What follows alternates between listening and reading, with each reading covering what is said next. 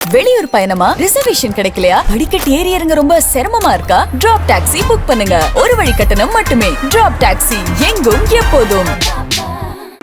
உயிர் நீத்த தலைவர்கள், கலை உலக பிரமுகர்கள் மற்றும் சமூகத்தில் முக்கியத்துவம் வாய்ந்த பிரமுகர்களான கேரள மாநில முன்னாள் முதலமைச்சர் திரு வி.எஸ்.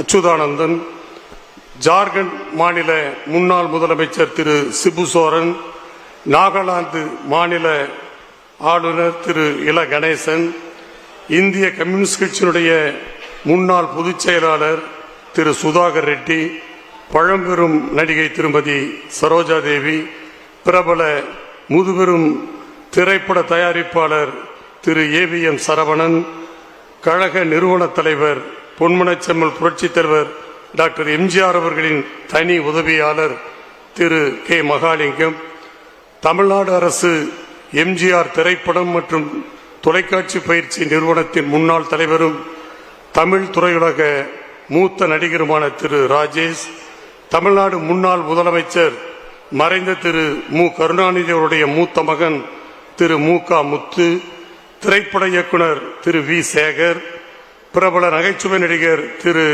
ரோபோ சங்கர், நடிகர் திரு கோட்டா சீனிவாசராவ், பிரபல நாட்டுப்புற பாடகி நடிகை கொல்லங்குடி கருப்பாயி, நடிகர் திரு அபிநய், அரசு முதன்மை செயலாளர் டாக்டர் பீலா வெங்கடேசன், அன்னை தெரசா மகளிர் பல்கலைக்கழக முன்னாள் துணைவேந்தர் டாக்டர் ஜி வள்ளி, ஓய்வு பெற்ற நீதிபதி திருமதி எஸ் ராஜலட்சுமி, மக்கள் குரல் நாளிதழின் மூத்த செய்தியாளரும் சென்னை பத்திரிகையாளர் மன்ற உறுப்பினருமான திரு ஏ பி மோகன், கழகத்தின் மூத்த முன்னோடிகளான டாக்டர் நாவலர் இரா நெடுஞ்செழியன், திருமதி விசாலாட்சி நெடுஞ்செழியன் ஆகியோரது மகன் திரு வி ஆர் மதிவாணன் நெடுஞ்செழியன், முதுபெரும் தொல்லியல் அறிஞர் முனைவர் நடன காசிநாதன், எழுத்தாளர் மற்றும் இயக்குனர் திரு சி பாலமுருகன் மற்றும் கரூரில் நடைபெற்ற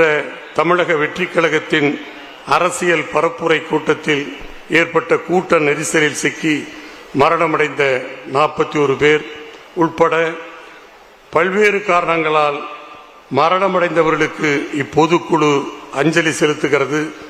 அவர்தம் குடும்பத்தினருக்கு ஆழ்ந்த இரங்கலையும் அனுதாபத்தையும் தெரிவித்துக் கொள்கிறது.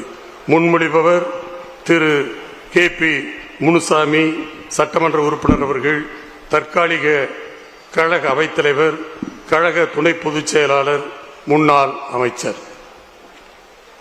மறைந்தவர்களுக்கு மரியாதை செலுத்தும் வகையில் அனைவரும் எழுந்து நின்று 2 நிமிடம் மௌனம் காக்குமாறு அன்போடு கேட்டுக்கொள்கிறேன்.